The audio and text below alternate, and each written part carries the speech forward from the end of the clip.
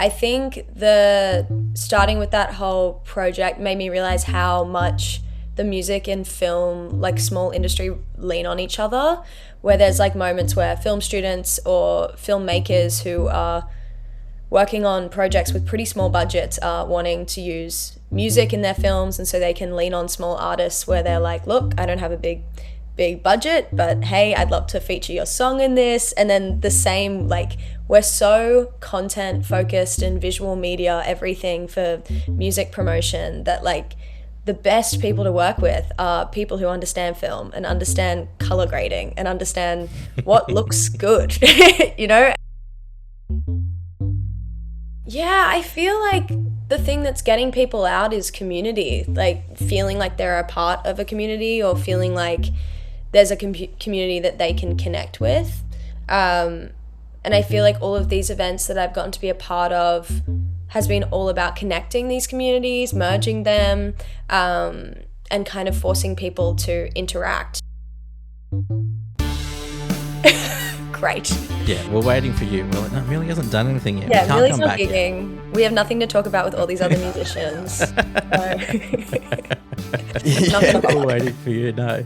But how have you been? We are recording, by the way. Eamon's still fiddling, I think, with Logic. I think we're on. I'm recording. Okay, very good. Well, we can just jump into it then if you're ready. But yeah, it's been June last year was when we last spoke. Whoa. You were about a month post release of your debut album, Avoca, because that came out in May last year. So how have things been for you between then and now? Oh, a lot has happened since then, now that I think about it. We did a bunch of music videos since then. When we spoke to you, you were in the process of organising 10 music videos, which at the time we thought we were getting a scoop by announcing you were doing a music video. Yeah. And then you were like, no, I'm doing 10. Yeah, and we're still releasing them. So we've released like half of them, and we have a couple more left to release that we're going to release after the tour. And then we're basically done with that project, and then we're going to put out music because that's what I want to do.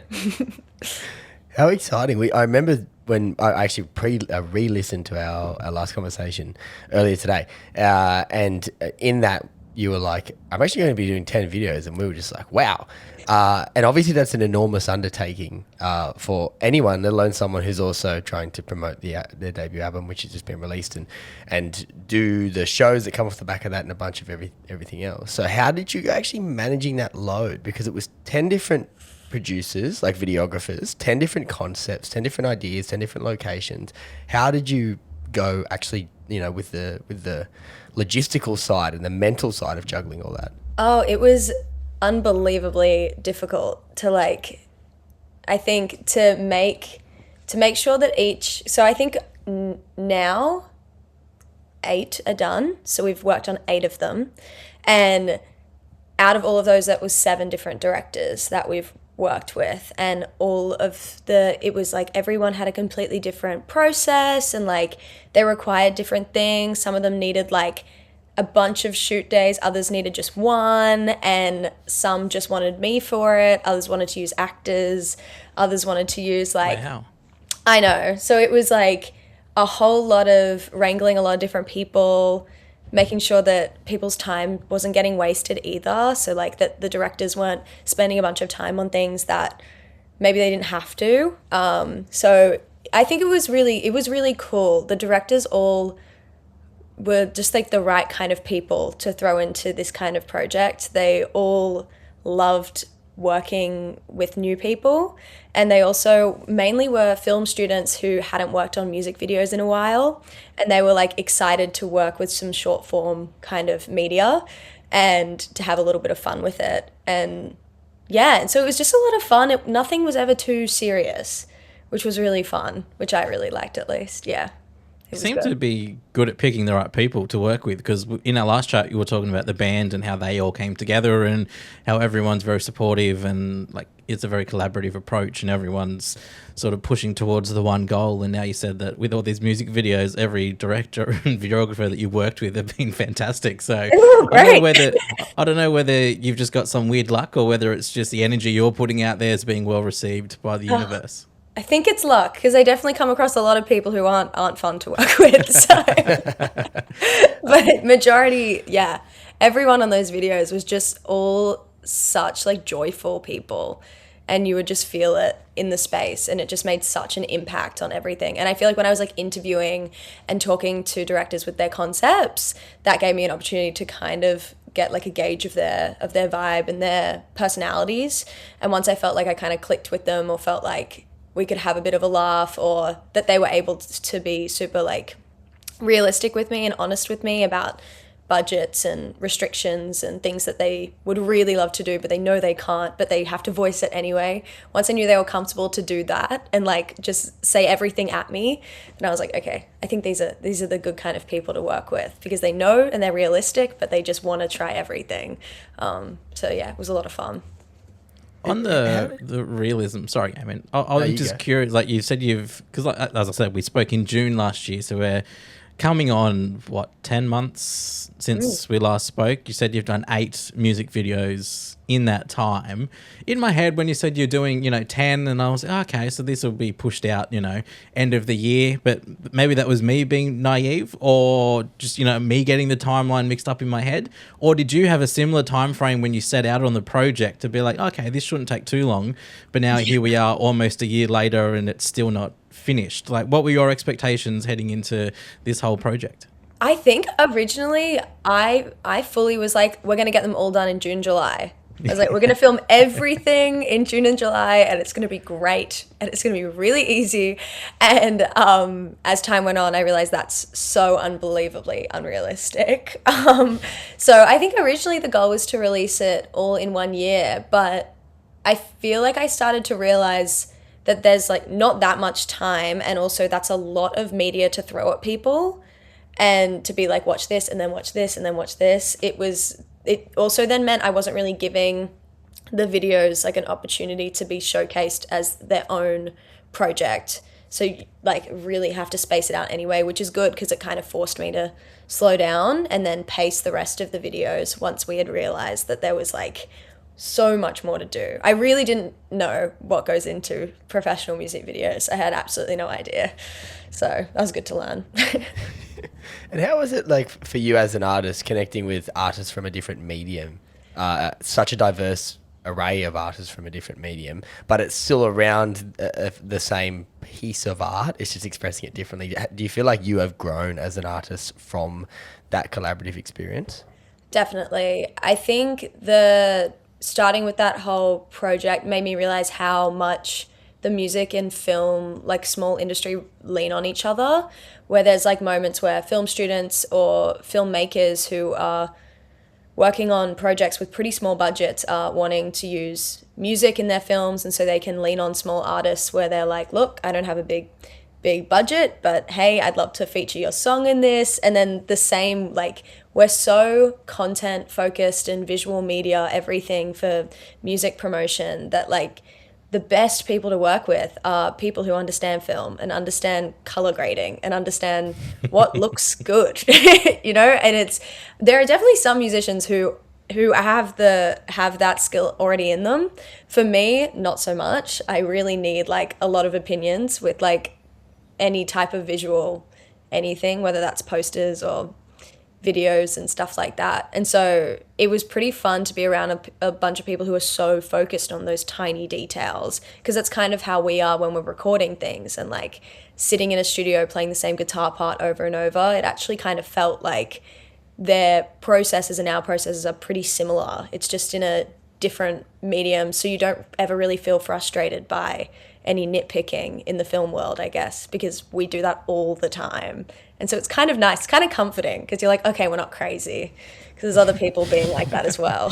We're not divas in the music industry. We're all good. We're all good. We're fine. Yeah. That's another trend though, because we spoke with your debut album, you sort of said, I made it and then I released it, and people said do 3 singles and an album. I didn't know any better, so sure, that's the process we'll follow. And you were happy to sort of go in blind and be led and learn along the way, and it sounds like it's a very, very similar experience now with all these music videos. You didn't know the process, you didn't really know what was required of you or the band or the music, and now along the journey you're learning more and adapting, I suppose, or creating new skills for yourself in that realm too. Definitely. Yeah. It's been pretty fun, and it made me just grow a huge appreciation for the film community, because then we did a whole festival where I then like celebrated a bunch of music videos, because I was just like, I loved making a music video. I wonder if everyone else feels like their music videos should be played up on a giant screen. So then I found a bunch of artists and directors and then got to kind of celebrate everyone, and it felt really nice to celebrate and connect those two communities. Yes, I saw this. We were like in research. Remember this comment? You were like, "I'm going to do these 10, and I'm going to do." I think you mentioned a plan to do a festival or some description for it, and then of course the music video festival you delivered February 28th. That went down at Leichhardt Town Hall. Yes, and you got backing from the Inner West Council and Heaps Normal, which is the alcohol-free beer, if I'm not mistaken. It is, like the most recognisable one in the country. So how did you just go from I'm just going to do this to then having like this very legit backing and getting the Leichhardt Town Hall hired out for your event? That's very impressive. Thank you. I really didn't know how I was going to do that at all. I had my friend Lily really look after me. I lent on my friend Lily Barker, who's got such good knowledge of the music industry and the live industry, and was kind of like, this is what I'm going to do. Where do I start? Like, do I collect the artists first and make the whole list and book everyone and then find a venue? Or should I try and convince a venue? And she's like, try and convince a venue. And I was like, okay. And so I contacted Inner West Council and was basically like, this is my idea. I'm happy to make it like not for profit. I will gladly not make a cent off this, but please tell me how I could do it, because I cannot pay the higher fee. Like, that's a lot of money. But I'm like, is there any way that you guys offer anything? Because I think this would be kind of fun, and we'd be celebrating a lot of people all at once. So really no one's losing. And they were so keen on the idea. And I talked to them about their different town halls, and then we all agreed that Leichhardt Town Hall feels the most like an old movie cinema. And so they were super keen to let me use the space, and they were just so supportive. And then I realized I should have some type of food and drink, and Heaps Normal is so supportive of like community events that I just contacted them and I was like, look, Inner West Council's backing me. Surely you guys can too. It's like, it's going to be great. You're going to love it. And they were also so keen and were basically being like, that's such a fun idea. It was very Inner West based, I guess. All the videos were made in the Inner West or on Darkinjung Land, and so the main focus was really that it's been made around us, and so we should celebrate by working with the communities and companies that are around us who are backing the creatives in the industry, I guess. Yeah. That's awesome, because we've done work with our council on the Central Coast, and they're music and arts and sort of creative side of council who are trying to put on events and try and promote similar things. They're all passionate, and I'm sure they'd love for an artist to come up with an idea like yours and be like, hey, I've got this idea, this is what I want to do. And I'm glad that the Inner West Council were also very open to the idea, and that they've helped you put on that event, because as you said, there's a lot of different people. You had musicians there, but when we spoke last time, you said the idea was also to get videographers who were wanting to make music clips and have the artists and the videographers connect, and therefore you can sort of create both sides of the equation, if you will, into making more like what you've done in the region too. Yeah, it was a big bridge between everybody, and it was really nice. We split it up into 3 different hours. So we had a different one it was mainly like folkier, singer-songwriter music at the start. And so all of those musicians obviously kind of knew each other, and it kind of forced the musicians to turn around and find who the director was of each video and kind of be like, I loved your video and I loved your video. And you started kind of watching everyone get up and take themselves across the room to celebrate different artists and directors. And then we had like an industry conversation with Jordan Bastian, who was the director of South by Southwest Film last year, she kindly gave her time up to do a Q&A at the event about the film industry and about submitting and applying and grants and getting your films into festivals so that people could ask questions straight to the people that are looking at the applications, basically. So that made people talk to each other as well.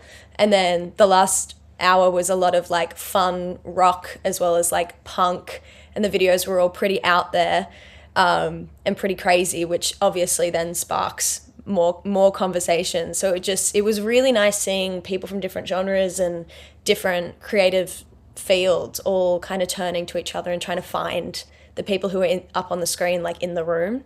It was pretty cool, yeah. So it successfully made people talk to each other, which was the goal. It's so lovely. You could have genuinely, and like, you know, this could be playing out, it could have already happened, you might be aware of it, but been that kind of genesis of a new project or a new partnership or a new collaboration. And it really does reinforce why community events like that and creative events like that are so important, because often it can be spread between fields or what's the word, disciplines and things like that. But if you don't have that opportunity to mingle with one another and meet one another and also see other people doing what you might want to do, you may not be able to or feel confident enough to take that step. So kudos, because that's really cool for the development of culture generally, you know, and people being able to express themselves. I'm glad that that's what's been taken from it. That's my assessment. I hope everyone who was there agrees. I hope so. But now you've had some breathing space between the album Avoca. It was your debut release, 10 tracks, fantastic. And as we've just discussed, it, you know, whether it was this album or not, but the sequence of event was this happened, and then a lot of other things have happened since. So how you relate those, I will leave to you. I will not say that on your behalf, but how are you reflecting generally, like on the last, Cam, you did some quick maths before, I'm going to follow you, 10 months. I could be way off. I was like, shit, he's good. 10 months, yeah. April, actually, yeah, there you go. I'm Yeah. glad one of us knows what we're talking about. It's not That's me. honestly really big for us, but that's great. How are you reflecting 10 months on, now that you have had some time to sit with the album and see its impact and play the songs and reimagine the songs and see the songs as part of an array of videos and things like that? What's your general mood and feeling towards it? I think a good sign is I still like the album. So I'm glad that I don't listen back and go, oh, why did I write that, or why did I record that? I still really like it. I feel more proud of it now than I did then, now that I can listen back and think about all the things I've learned over this time, and that I didn't know any of that then, and that I was still able to make an album without knowing any of that stuff. I feel so grateful that I get to do this as well. So I just want to keep making music. I just like have that itch now. And now it's like, oh, it's nearly a year since that album. I want to put music out so bad.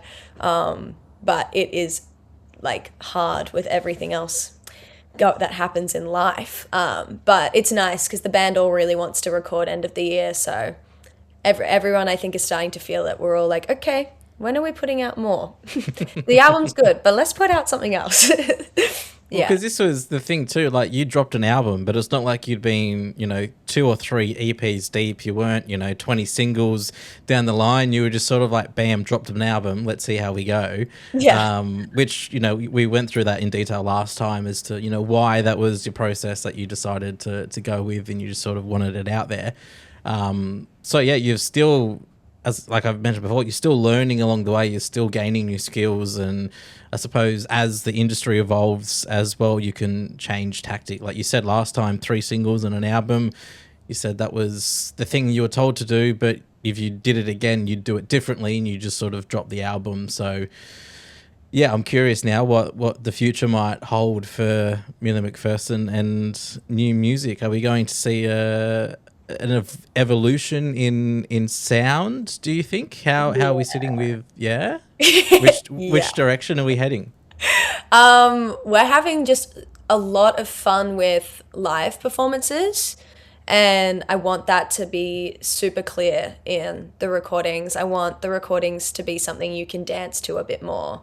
I think I'm leaning more into the rockier side of the music. And yeah, we've just been making songs where they kind of start in more of like a folk setting, and then someone in the band will just kind of like make it a little bit more funky or kind of make it so much more dancier. And then we're able to kind of have a lot more fun with it. So I feel like I'm trying to stop taking this, like, my genre too seriously, and trying to just make things that are fun, to perform, that we feel connected to in some way. But my goal right now is to play stuff that makes the audience like start moving and start dancing. And so I think that's definitely going to come through in what we end up releasing. Definitely. Yeah. Because I, similar to Amy, I listened back to our previous chat today, which is why I keep referencing it so much, because it's top of mind and I can remember what we spoke about, as opposed to me going, gee, I don't remember what we spoke about last time. But we, in that as well, you explaining the process of how music is recorded, where you might have an idea, but then your guitarist might have this riff and then you need to change your melody to match that riff. Like, it's very collaborative. Everyone has their input and sort of they have ownership over what they're putting on the record. As I was listening back to that today, I thought, gee, that sounds like a lot of live music experimentation would really benefit your style of music. When you have that collaborative approach, you can test things out live. You can sort of, all right, let's try it with this, more emphasis on the drums for this song, or more bass, or, as you said, more disco, more funk, whichever way you want to try and evolve a song. You could trial that in a live audience before you go and record it. So I'm not surprised to hear that the live element is becoming a bigger part of your music. Yeah, it's becoming super crucial, I think. I think it's really interesting how there's a lot of musicians who don't ever play the song live before they release it, right? And it's like very normal that you don't play anything that you don't already know you're about to release, like, next week or whatever. You don't want to like leak anything. But I think because I don't have to really worry about that, I'm able to just play it for the audience and be like, this is a new song. Let me know if you guys liked it or not. Like, let me know. And we played one of the songs that we really do think that we want to record. And then one of the directors from one of the videos actually came up to me after and was like, I want to make the music video for that one. She was like, the fourth song, that's mine. Okay. And they were like, that's going to be a single. Like, whoa. And then I'm making that video. And I was like, awesome. Perfect. So that's the next single. You've sorted me out. That sounds good.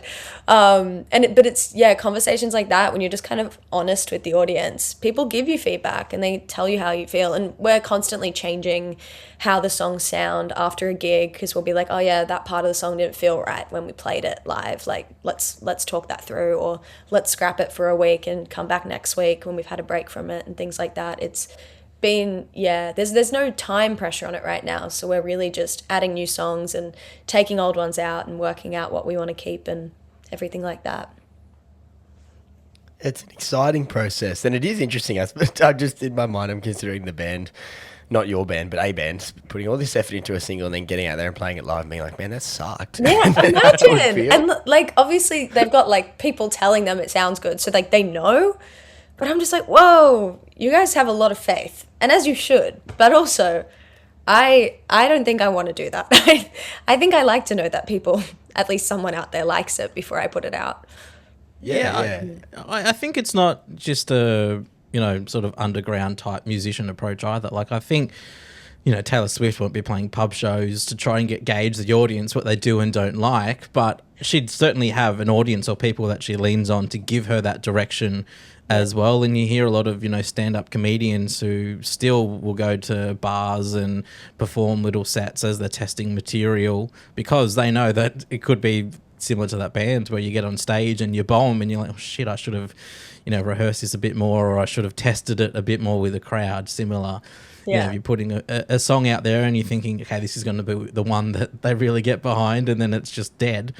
So I think what you're doing, in that, it's not just, it can be sort of a method to sort of carry you through, the entire career of the band. Yeah. Yeah. And I think I like it the best. I think that's my favorite approach so far, is yeah, I think I just like feeling like the audience is a part of it in some way anyway. Because then when people come back and watch a different show, then they're like, oh, I've heard that one. And other people haven't, and I have. And I'm like, It that's feels awesome. special. Yeah.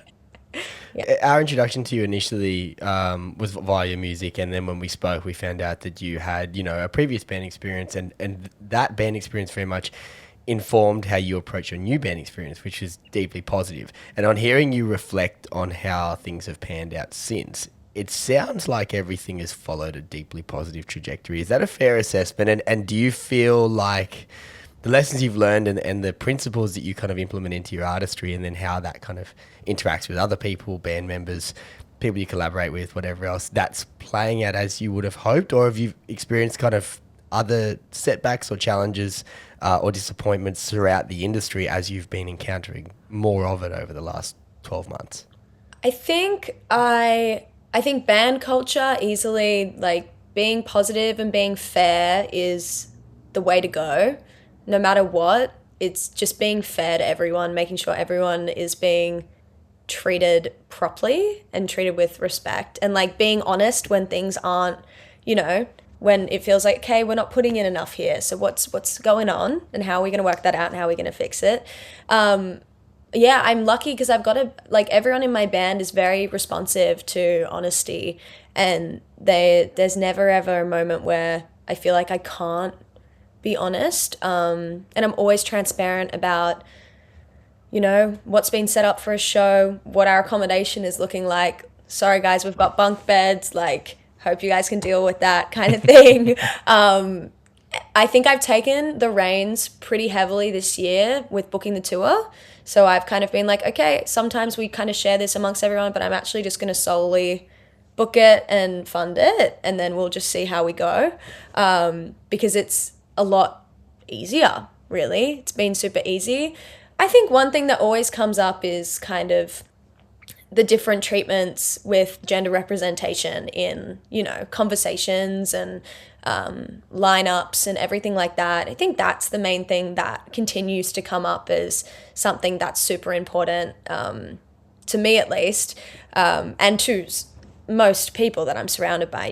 Everyone is super mindful of how important it is to be mindful that, that people who are gender diverse or female are experiencing this differently to, cis males. It's such a different experience, performing and safety and everything like that. So I think as the years are going on, I'm realizing that a lot more. And I think it's making me a stronger musician, and also more passionate about being inclusive and caring really strongly about it. So I think it's a good thing that I'm realizing, because then I'm just pushing for heavily female or gender diverse lineups, because I can. Yeah, absolutely. I can and I will. Have you had any experiences where you've approached a venue to play under, Milly McPherson, and they might have pushed back and you go, oh no, but I got a band, and they've gone, oh, okay, yeah. Like, have you had any experiences like that where you as a female musician were knocked back, but you as a female fronting a band were welcomed? I have had experiences where the lineup had a lot of females on it, and the venue kind of wanted to move it to be on like a International Women's Day kind of date, because they kind of were like, well, it's fitting for that. And it's not that I disagree that it's not fitting for that, but it was kind of like, okay, but we could also just have an all-female lineup because it'll be okay. Everyone's going to be okay if we have. If it's all blokes, no one ever bats an eyelid. Yeah. But then if it's like, it's like it must be an event. If it's all women, it's like, why don't we just have one of those for once too? And no one should bat an eyelid at that either. Exactly. So it's been there. There's moments here and there where you feel a little bit, but I just kind of push back, and I'm kind of like, why? Why do we need to change it though? Are you sure? I just kind of don't think that. I think it's so good that the conversation, I think it's getting like, it's becoming a pretty big conversation around venues. And when my friends are booking bands and everything, they try to be super, super mindful that they're being properly inclusive, but also being, being inclusive, but also caring about the genre that these people are playing, and making sure that it is actually a bunch of bands that play similar genres that would gig well together, regardless of the genders of the acts. So it feels like it's kind of naturally people are realizing it. But yeah, I do feel like sometimes I do have to be like, oh, and I've got a band. Like, it's not just me standing there. But I haven't had too many times where I've had to kind of pull that card yet. That's Who good. knows? That's good. I mean, if you came out and said I had no experiences like that, that's the ideal scenario. Yeah. But like you said, there is progress being made on that front. It does feel. But yeah, if you get to a point where you're just booking people and you're like, like you're not considering, okay, we need to get, at least one female act on this artist, on this lineup or whatever. You're just booking a bill, like you said, because of music purposes, and okay, these artists will all flow together well. Or put an all-female act on, but it doesn't have to be for a special event. It's just a regular, Friday night at this venue where we do, live events every week, and it just so happens to be all-female this week. Yeah, and I think it'll naturally just happen. That might be just my positive thinking, but I think like gender diverse and female representation is just going to get hopefully more and more normal. That's what I want, where it is just the norm. That is just how it should. I think also it's just a result of people not listening widely enough, and not branching out into listening to females or non-male musicians in general. That's kind of just a product of that. So if we listen to more of these artists in that communities, I think we're all going to be showcased a whole lot more as well. Yeah. Absolutely. If we can pivot from that to shoes. What a segue. What a segue. I saw on your Instagram that you made it into the 2025 Converse All-Stars program, which is just like another thing that's happened to you subsequent to our last chat. And you designed your own shoe, if I'm not mistaken. Yeah. So how was that experience, and how does one end up in that situation? Because that was one of those things I was like, that is unreal, but how? Yeah, I applied. They have an All-Stars program worldwide for artists and creatives in a bunch of different mediums, where they basically Converse, I don't even remember when the applications opened. God, don't have enough info. But I would have applied back in 2024. Okay. So it was quite before we even recorded the album, I applied for it. And they just ask you a bunch of questions about your goals as an artist, what you want to do, how Converse could help you, if it could help you. And I basically got into this program where I got to meet a bunch of other creatives from Sydney. I got to talk to the staff who were from head office at Converse, which was crazy. I couldn't believe that. And they basically were like, tell us how we can help. Like, we want to be able to support smaller creatives, and we want to know what exactly we could do that would be helpful. And then we eventually somehow, I don't know how I swung this, but we eventually got to the point where I was like, well, I'm releasing an album. It would be cool if we had Avoca shoes. Like, could that be a thing? And they were like, oh, okay, we haven't really done that before. So I don't know. We'll have to like double check and see what we can do. And I was like, no pressure. It's all good. Just putting it out there. And then they ended up calling me back and being like, yeah, we are happy to print a couple shoes and you guys sell them at your album launch so that you can make a little bit back. And I was like, it was incredibly generous. They just fully were like, do what you want with them. It was pretty insane. And I'm still in contact with them from time to time. Hopefully might get to work with them again someday. But it was really cool. It was my first ever experience working with a brand. And for them to go that extra step and be like, let's do personalized shoes. Like, what sizes do you want? We'll send them to your house. It was pretty ridiculous. It felt pretty crazy. And then I asked them if I could mention their logo like on the album poster for the show.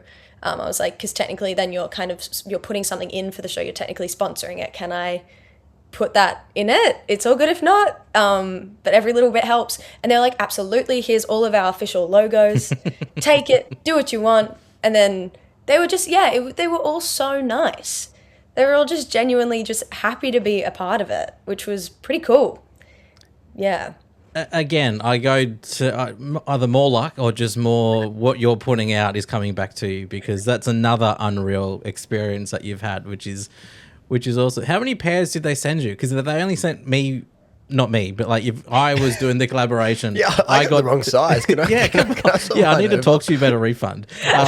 But if I got sent only one pair, I wouldn't ever want to wear them. But if they sent me a few, then I'd wear one and keep one, in the box. How many did you get sent? I think it was like 10 or 15. 10 to Wow. 15 pairs, and then everyone in my band got a pair.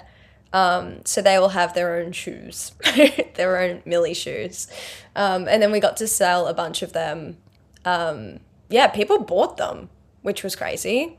I was like, guys, I don't know if we're going to sell any shoes. Like, I don't know who's going to buy shoes off me, but people bought shoes. So I don't have a mountain of shoe boxes in my room, which is very nice. It's so cool. Yeah, It's it was so cool. very And cool. It was very the merch thing's wicked. I was looking the other night at the Pretty Littles merch because I remembered that with their last album last year that they had I think it was an accompanying tracksuit, and I was like, I wanted to buy that. Is it still available? And then I was looking at what they had, and I was just reflecting on like they're selling like shorts, a tracksuit, obviously, and then you see other artists just selling like really taking merch into a place that is beyond the typical t-shirt jumper thing, which I still like. Half of my t-shirts are band t-shirts, so no one ever stopped doing that. But I think there is a lot of scope to do things like that. Not that you can always just pull Converse out of the box to make that happen, but to do unorthodox merch, I feel like it's almost a guaranteed sell because people are like, this is super unique, and we love unique expression when it comes to fashion.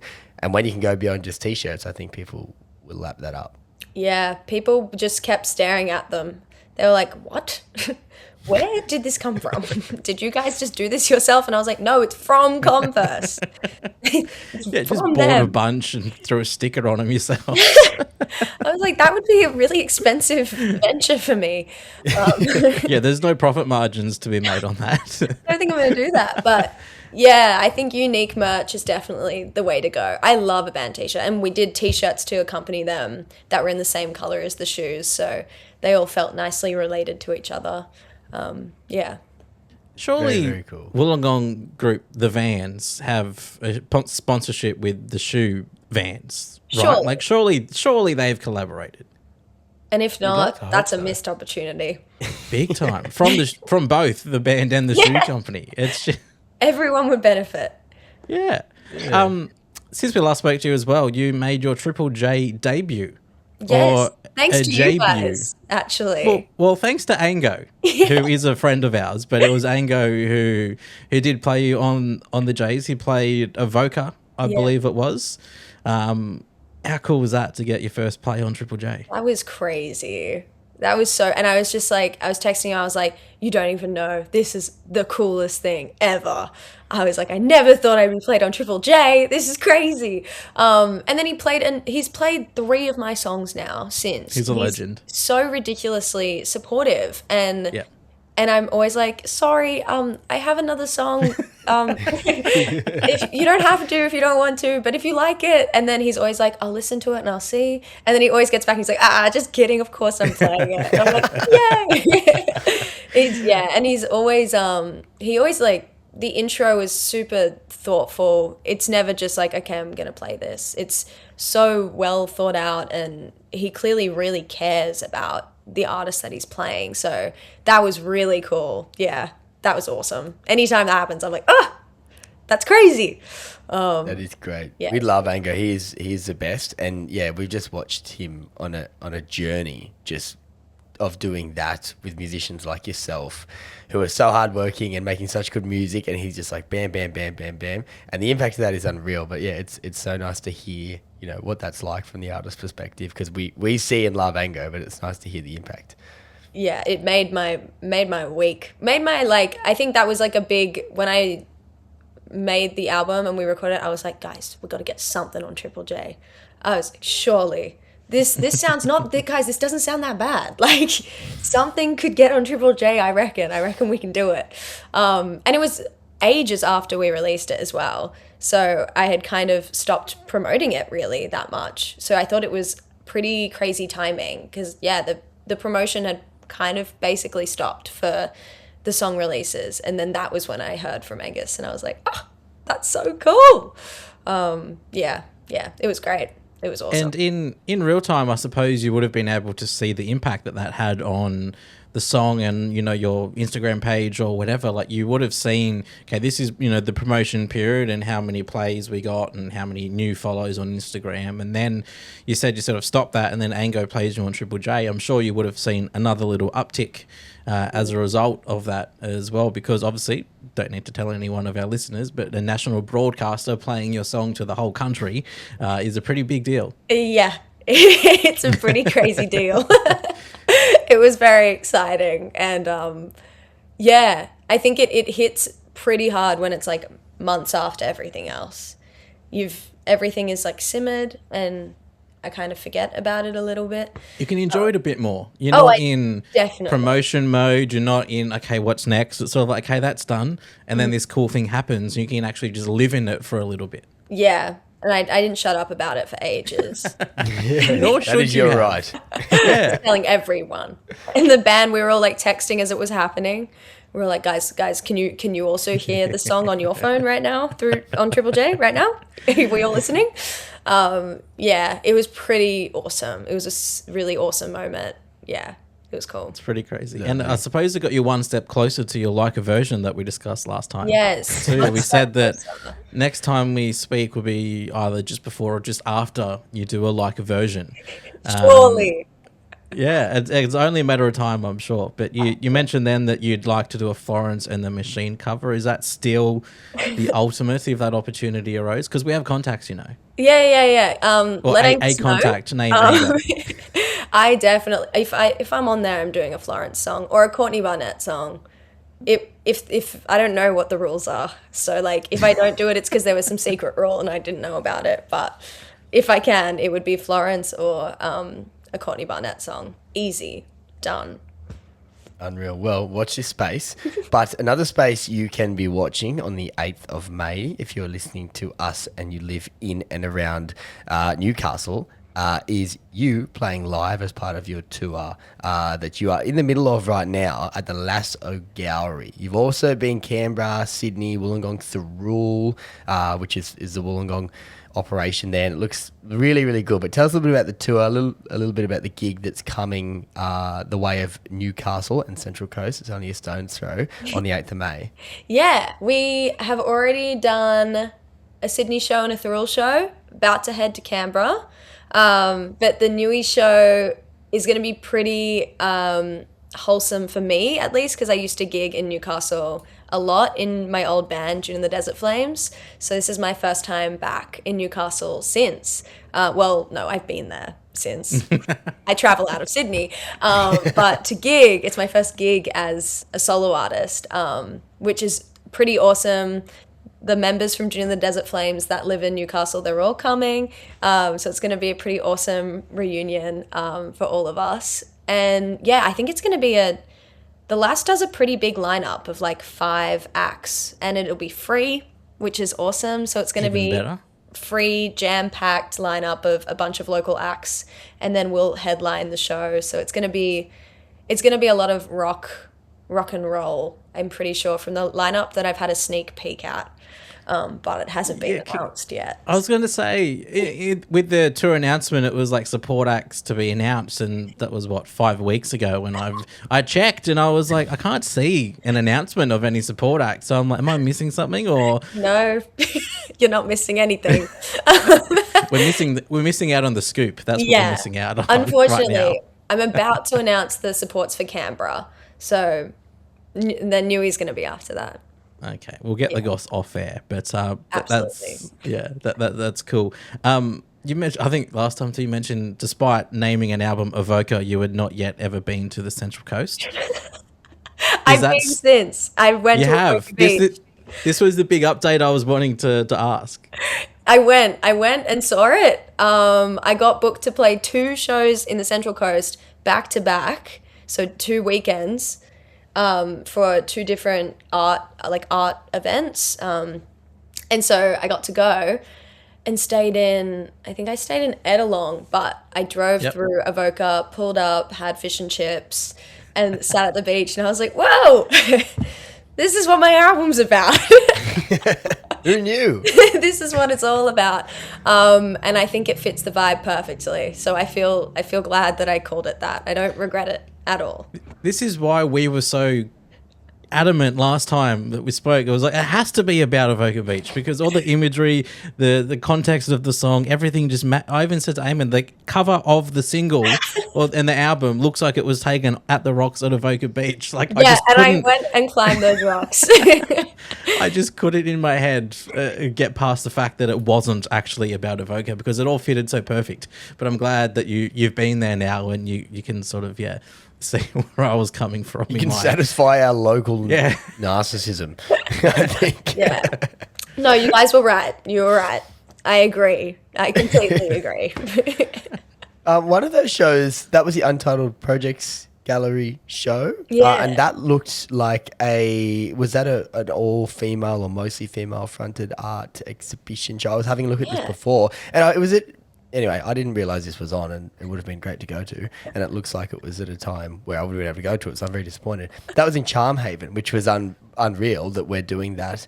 But yeah, tell us a little bit about those shows over those couple of weekends and what it was like to interact with the scene on the coast. It was, so the one by the Untitled Project, that was in a tile shop, which was crazy. So we played outside a tile shop, which was awesome. Just something I would never do, I don't have the opportunity to do it. And we got to meet the other acts and the musicians. Yeah, it was predominantly female. I actually don't know if the entire show was all female or not, but it was a pretty predominantly, female space. And then I've just spotted Jacob, so I think but it looks majority because when I glanced before, I was like, oh, but yeah, there you go. Yeah, it was great. So that one was awesome. And then the other one I did was with some of the acts, like some of the artists there was a little bit of overlap, but it was mainly like a market stall kind of setup. And so everyone was selling their physical art. And then it was also predominantly female music lineup for that event as well, it was so cool to kind of be around a bunch of people I don't know at all. So it's just like everyone was a stranger. So I didn't really know like what to do with myself. It was definitely like my first experience of it. So I found myself standing awkwardly, but anyone that I talked to was so nice and so friendly. And it was really cool to be in a completely new space and play music that no one there had really heard yet. So it was really nice. And yeah, being around art events is also something I'm super new to, so it was nice to be a part of something where we're kind of crossing over two mediums again. It was really cool. I loved it. Great busy 2 weeks for me, but I liked it.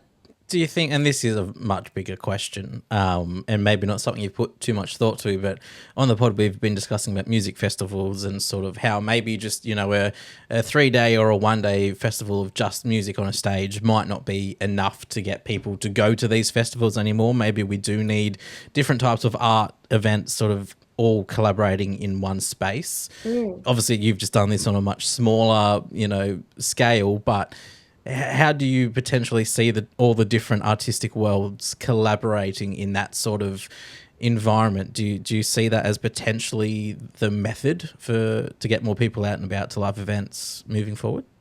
Yeah, I feel like the thing that's getting people out is community, like feeling like they're a part of a community or feeling like there's a community that they can connect with. And I feel like all of these events that I've gotten to be a part of has been all about connecting these communities, merging them, and kind of forcing people to interact. And maybe with these large scale festivals, there's a lot of, like, I went to Laneway, not this year, but the year before, had the time of my life. It was a perfect lineup. It was so much fun. So I haven't gone to a lot of those big festivals, but I know that there is probably something for those festivals where they go and camp and they're there for a long period of time, where it would make sense that there would be a need for more things to be happening for people to feel justified to stay for the 3 days instead of the one. Because I experienced like the perfectness of a 1 day festival with Laneway, that I was like, I get why people would camp, but yeah, this would be a lot. Like this, and I think like there are just so many creatives who want to be a part of these things. Like all these things I've gotten to be a part of is just proving that people do want to work with the other like artists or the other musicians and everything. Everyone does want to work together, and it does expand the audience. It doubles it every single time without fail. There's always a bunch of extra people because you've just had that little bit extra reach. So I would say that would probably positively impact the festival culture, I would say. But I have never camped at a festival, so... But I will one day. Insight though, it's really good insight. It's interesting to hear that perspective from an artist and from someone like that is probably within that generation that is targeted for these events and have kind of stopped being as interested in these big events. So, like it is really interesting to hear that perspective. And then when you think of the ones that have succeeded, they do, like we frame it as boutique, but boutique often is kind of like that term is often a descriptor of community. And when you think about each of those events, they do have quite a community feel. They do things to make everybody feel connected to one another and like they're a part of something special. Yeah. And perhaps that's kind of where we're going, because our reflections have been, you know, it's disappointing to see this happen. However, I feel like inevitably, because artists are awesome, there's going to be something cooler or different or new or evolved that comes out to replace them. We're just in that transitionary period. Mm-hmm. And I think to hear that perspective is really interesting and probably might lean to kind of where these things are going and what will work in the future. Yeah, no, definitely. I think also just the costs and making things cost effective for people. Like I know it's so hard and that there's a reason why these things are so expensive to attend, but it's also like it's so hard to ask people to put that much money into attending something if they don't feel like it's, you know, worth it, I guess. Because even though, and that's coming from me, avid live music watcher, that's all I want to do. So I know that it's great and I know the benefit of it, but not everyone feels that way towards just strictly live music. Like they need a little bit more. And I think it makes sense. I see the logic behind it completely. Yeah. Yeah, as you're sort of saying, there's more value for the festival goer because there's more that they can go to. Like day 2 of a festival lineup doesn't appeal to them, but they can go around and shop around for some, local art or, some, yoga or well-being or whatever different events that they have ongoing around the festival that could be of interest, more value. And also to your, point that we're talking about at the beginning with your music videos and artists connecting, if you have physical artists and musicians and it's like, oh, hey, I need a single art done up. Do you want to, can you do that? And, we can collaborate on that project. And, you're finding other creatives who, you can benefit from them and likewise they can lean on you for other things too. Yeah. Creating that community to your point. Yeah, definitely. And everyone needs it. You can't be like a creative in the industry if you don't like the idea of being a part of some kind of community.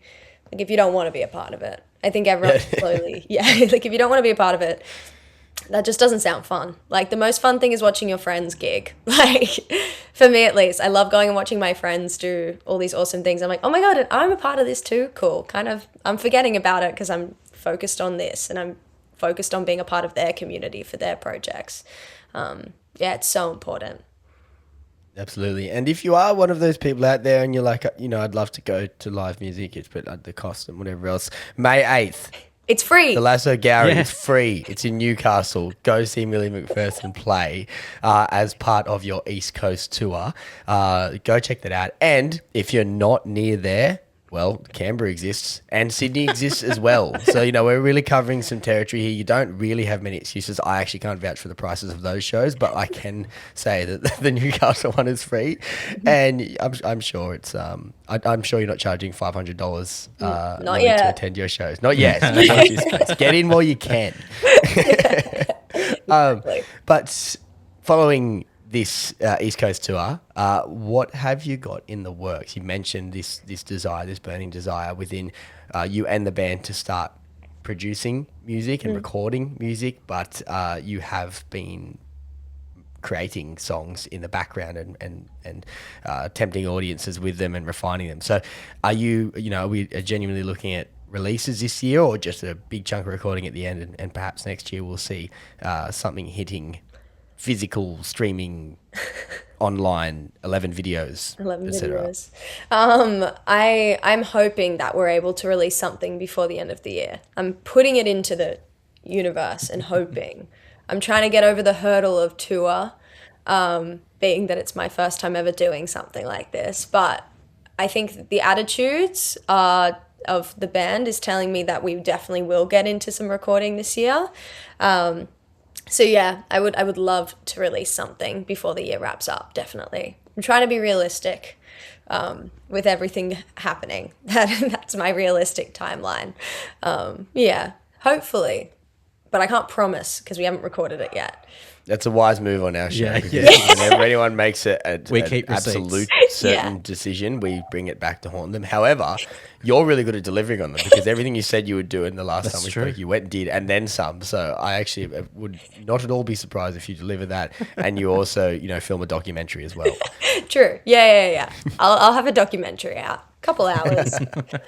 David Attenborough. It'll be a whole thing. Yeah. Why not? But thank you so much for taking the time to join us. We do appreciate it. It was lovely to chat again. As Eamon said, the 8th of May at the Lass O'Gowrie in Newcastle is the closest gig to us. Make sure you get along. Free gig. And there's going to be, by all reports, a really good lineup, but we can't share that with you just yet, but keep an eye on Milly McPherson's socials, and no doubt you'll get all the juicy goss when it's ready. Awesome. Thank you. Thank you.